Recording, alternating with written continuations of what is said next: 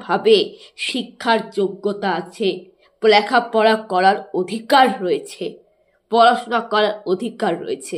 তাই জুনিয়র ক্লাসের ছেলেমেয়েরাও তো অনেক আশা নিয়ে, স্বপ্ন নিয়ে পড়তে আসে। তাদের মা বাবা তাদের পড়তে পাঠায়, তারাও কিন্তু স্টুডেন্ট, তারা ছাত্র। আর এই সময়টা তাদের লেখাপড়ার করার সময়, তাদের লেখাপড়া করতে দেওয়া উচিত। আর যারা সিনিয়র ক্লাসে থাকে তাদেরও কিন্তু ওই আশা নিয়ে তারা কিন্তু লেখাপড়া করেছে, ডিগ্রি অর্জন করেছে, অথবা ডিগ্রি পেয়ে যাবে, পাশ করবে। তাই যারা নিচু ক্লাসের আছে তাদেরও তো তারা একই রকমই, তারাও তো একই রকমই। সিনিয়র ক্লাসের দাদা দিদির কি করা উচিত? সিনিয়র ক্লাসের দাদা দিদিরা হচ্ছে তোমার টিচারের পরে যদি কেউ থাকে, শিক্ষকের পরে যদি কেউ থাকে, সেটা হচ্ছে সিনিয়র ক্লাসের দাদা দিদিরা। তারা কি? তারা হচ্ছে গুরুজন, তারাও তো অভিভাবক। তাদের কাজ কি?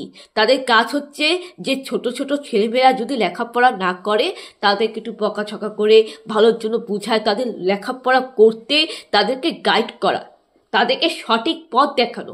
অর্থাৎ সিনিয়র ক্লাসের দাদা দিদিরা হবে টিচারের মতন, একটা প্রকৃত সৎ শিক্ষা গুরুর মতন, অনেকটা মা বাবার মতন হবে, অভিভাবক হবে, ভালো অভিভাবক হবে, যারা কিনা ছোট ছোট জুনিয়র ক্লাসের স্টুডেন্টদেরকে সঠিক পথ দেখাবে, সঠিক জ্ঞান দিবে, এবং যাতে তাদের লেখাপড়ার ক্ষতি না হয়, জুনিয়র ক্লাসের ছেলেমেয়েদের লেখাপড়ার ক্ষতি না হয় সেই দিকে লক্ষ্য রাখা। এবং জুনিয়র ক্লাসের ছেলেমেয়েরা যাতে লেখাপড়া করতে বসে তাদেরকে পড়তে বসতে বলা, তাদেরকে পড়াশোনার জন্য তাদেরকে গাইড করা। কিন্তু তারা সেটা করছে না, সিনিয়র ক্লাসের দাদা দিদিরা সেটা করে না। সিনিয়র ক্লাসের দাদা দিদিরা ভালো অভিভাবক হতে পারে না, সিনিয়র ক্লাসের দাদা দিদিরা ভালো টিচার হতে পারে না। এমনকি সিনিয়র ক্লাসের দাদা দিদিরা গুরুজনের নামেও কলঙ্ক। সিনিয়র ক্লাসের দাদা দিদিরা গুরুজনের নামের কলঙ্ক। গুরুজনের কাজ কি? গুরুজনের কাজ হচ্ছে ছোটদেরকে ভালো উপদেশ দেওয়া, গুরুজনদের কাজ হচ্ছে ছোটদেরকে সঠিক পথ দেখানো, গুরুজনদের কাজ হচ্ছে যে ছোটরা যদি লেখাপড়া করতে না বসে তাদেরকে বকাঝকা দিয়ে, টিচার যেরকম, মা বাবা যেরকম পড়তে বসতে বকা দিত, আমাদের মা বাবা ছোটবেলায় আমি পড়তে না বসলে মা বাবা বকা দিত, সেরকম সিনিয়র ক্লাসের দাদা দিদিরাও জুনিয়র ক্লাসের স্টুডেন্টদেরকে যদি লেখাপড়ায় ফাঁকিবাজি হয় তাদেরকে বকা দিবে, পড়তে বসতে বলবে, পড়ার জন্য ভালো বকা দিবে, পড়ার জন্য একটু শাসন করবে, মানে পড়তে বসতে বলবে। যেরকম আমাদের মা বাবা আমাদের লেখাপড়া করার জন্য, যেরকম টিচাররা, দিদিমণিরা আমাদের পড়তে বসতে পড়ার জন্য আমাদেরকে ভালোর জন্য বকা দেয়, সেরকম উপদেশ দিবে, বকা দিবে, সৎ শিক্ষা দিবে, সঠিক পথ দেখাবে। কিন্তু এরা সেসব কিছু করে না। সিনিয়র ক্লাসের দাদা দিদিরা এসব কিচ্ছু করে না।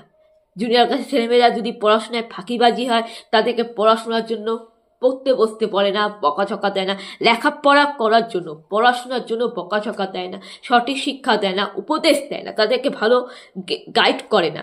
এবং তারা এই বিষয়ে তারা লক্ষ্য রাখে না যে জুনিয়র ক্লাসের ছেলেমেয়েরা, ছোট ছোট বোনেরা, ছোট ছোট ছেলেমেয়েরা পড়াশোনার ভালো মতো ঠিকঠাক হচ্ছে কিনা, তাদের যাতে পড়াশোনার সমস্যা না হয় সেই বিষয়ে এরা কিচ্ছু করে না, কিচ্ছু ধ্যান রাখে না। এরা চায় যাতে জুনিয়র ক্লাসের ছেলেমেয়েরা এদের পড়াশোনার যাতে ক্ষতি হয়, এরা যাতে পড়াশোনা ঠিকমতো করতে না পারে, এরা যাতে মেন্টালিভাবে ভেঙে পড়ে, মানসিক রোগী হয়ে যায়, যাতে তাদের পড়াশোনায় মনোযোগ না বসে, পড়াশোনায় বাধা সৃষ্টি হয়, তার জন্য তারা র্যাগিং করে, ক্রাইম করে। আর যখন তারা র্যাগিং করে তারা ভারতীয় সংবিধানকে অমান্য করে, ভারতীয় সংবিধানকে তারা তুচ্ছ করে, অপমান করে, তারা ভারতীয় সংবিধান মেনে চলে না। কারণ ভারতীয় সংবিধানে তো বলা রয়েছে যে সকলেরই লেখাপড়া করার অধিকার রয়েছে, সকলেরই শিক্ষা অর্জনের অধিকার রয়েছে। ভারতের সংবিধানে তো লেখা আছে যে রাইট টু ইকুয়ালিটি, সাম্যের অধিকার। আর ভারতীয় সংবিধানে 28 নম্বর ধারা, 26 নম্বর ধারা রয়েছে যে কোনো কিছুর অজুহাতে, কোনো কারণ দেখিয়ে কাউকে স্কুলে পড়াশোনার থেকে বঞ্চিত করা যাবে না, কাউকে কোনো রকম অজুহাত দেখিয়ে ইউনিভার্সিটি, কলেজে ভর্তি হওয়া, প্রবেশ করার থেকে বঞ্চিত করা যাবে না, শিক্ষা যোগ্যতার অর্জনের থেকে বঞ্চিত করা যাবে না। তাহলে এটা কি তারা জানে না? তারা র্যাগিং করছে যাতে সেই জুনিয়র ক্লাসের ছেলে মেয়েদের শিক্ষা থেকে বঞ্চিত হয়। কেন? কারণ র্যাগিং করলে তো, র্যাগিং এর শিকার হলে তো তার মেন্টালি হয় ভেঙে পড়বে না, মানসিক ডিপ্রেশনে ভুগবে, তাদের লেখাপড়ার মনোযোগ বসবে না। একটা মানুষ যখন মানসিকভাবে ভেঙে পড়ে তখন কি তাদের কোনো কাজকর্মে মনোযোগ বসে না। এতে কি হচ্ছে? লেখাপড়ার ক্ষতি হচ্ছে। তাই তার জায়নি বুঝে তার র্যাগিংটা করছে, তাই তার সব থেকে অপরাধী, তারা সমাজের চোখে তারা অপরাধ করছে। এটা তো একেবারে ক্রাইম। শুধু ক্রাইম নয়, ভারতীয় সংবিধানকে তারা অমান্য করছে। যারা র্যাগিং করে তারা ভারতীয় সংবিধানকে অমান্য করে। ভারতীয় সংবিধানের 14 থেকে 15 নম্বর ধারা সাম্যের অধিকারকে তারা অপমান করছে, ক্ষুণ্ণ করছে। আবার 26 থেকে 28 নম্বর যে ধারাটা, যেখানে লেখা আছে যে কোনো কিছুর অজুহাত দেখিয়ে কোনো কিছুর ভিত্তিতে কাউকে শিক্ষা কেন্দ্রে প্রবেশ করতে বঞ্চিত করা যাবে না, বাধা দেওয়া যাবে না, এবং লেখাপড়ার সুযোগ থেকে তাদের আটকানো যাবে না। তো যারা র্যাগিং করছে তারা তো ওটা ভাবেই তো র্যাগিং করছে, তাই না? তারা তো সংবিধানকে নষ্ট করছে, তার আইন মেনে চলে না, দেশের আইনও মানে না, ভারতীয় সংবিধানকে মানে না, অপমান করে। এমনকি এদের মধ্যে ম্যানার্স নেই, এদের মধ্যে ভদ্রতা নেই, সৌজন্যবোধ নেই, শিষ্টাচার নেই, এবং এরা ক্যারেক্টারলেস, এবং এদের পারিবারিক শিক্ষাটার অভাব। এরা পারিপার্শ্বিক খারাপ পরিবেশে বড় হয়েছে, এদের মধ্যে মানবতা নেই, এদের মনটা নোংরা, এদের হৃদয়টা নোংরা, এবং এদের মধ্যে কোনো শিক্ষা নেই, এরা অশিক্ষিত অমানুষ। তাই এরা র্যাগিং করে, আর র্যাগিং যারা করে তারা সমাজের চোখে বড় অপরাধী। এরা অপরাধী কেন? কারণ অন্যের ক্ষতি করছে, এরা অন্যের ক্ষতি করছে। র্যাগিং করে সেই জুনিয়র ক্লাসের ছেলেমেয়েদের লেখাপড়ার ক্ষতি করছে, পড়াশোনায় বাধা সৃষ্টি করছে। তারা র্যাগিং করে হিংসাকৃত ভাবে, তার মন থেকে র্যাগিং করে। আর বাইবেলে মধ্যে লিখিত সুসমাচারে বলে যে মানুষের মন থেকে যাহা কিছু বাহির হয়, মস্তিষ্ক থেকে যা কিছু বাহির, সেটা মানুষকে অশুচি করে। এবং র্যাগিং করা, ক্রাইম করা, অপরাধ করা, এবং অন্যেরকে ইচ্ছাকৃতভাবে অন্যের ক্ষতি করা, এটা মানুষ নিজের মন থেকে করে। তারপরে সে লোকটা, তারপরে যারা র্যাগিং করছে তারা নিশ্চয়ই ওষুধ দানবের মতন। যতই তারা লেখাপড়ায় ভালো হোক না কেন, রাবণও কিন্তু চণ্ডীপাঠ ভালো করত, আর ওষুধদেরও কিন্তু আচার্য টিচার ছিল, ওষুধদেরও কিন্তু শিক্ষাগুরু ছিল দেবগুরু শুক্রাচার্য।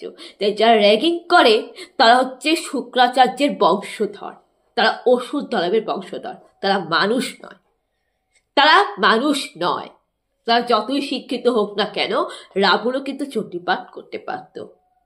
যারা সৎ, যারা ভালো মানবিকতা রয়েছে, যাদের মধ্যে বিবেকবোধ রয়েছে, যাদের মা বাবা ভালো ছিল, যাদের পারিবারিক শিক্ষা সুন্দর, যাদের পারিবারিক শিক্ষাটা ভালো, আর যাদের বন্ধু বান্ধব ভালো, যাদের মধ্যে একটা ভালো সৎ সংগতি রয়েছে, যারা সবসময় সৎ সঙ্গে থাকে, যারা সর্বদা সৎ সঙ্গে থাকে, যাদের বন্ধু বান্ধব ভালো, এবং যারা সর্বদা সৎ সঙ্গে থাকে, যাদের গার্জেন অভিভাবকরা ভালো সঠিক শিক্ষা দিয়েছে, সৎ পথে চলতে, সৎ পথে পরিচালিত করেছে, যাদের অভিভাবক ভালো, যে গাছ সুন্দর, যে গাছ সব থেকে ভালো, যে গাছের ফলও সব থেকে ভালো সুন্দর, যাদের মধ্যে বিবেকবোধ রয়েছে, মানবতা রয়েছে, যাদের মধ্যে সংস্কার আছে,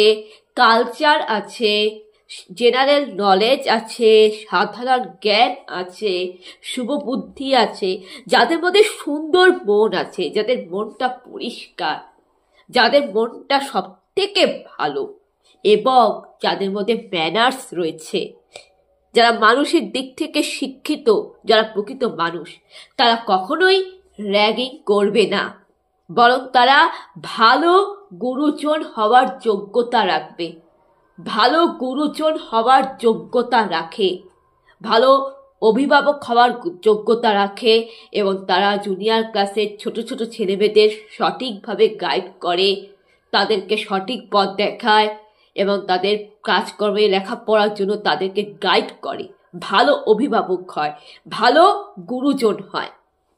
তার কারণ তারা, আমরা সকলেই জানি যে আমরা এই একটা শিক্ষা পেয়েছি ছোটবেলা থেকে, যে বড়দেরকে সম্মান করা, বড়দেরকে ভক্তি করা, প্রণাম করা। আর এই শিক্ষাও নিশ্চয়ই পেয়েছেন যে ছোটদের সাথে কিরকম ব্যবহার করতে হয়, ছোটদের সাথেও ভালো আচরণ করা,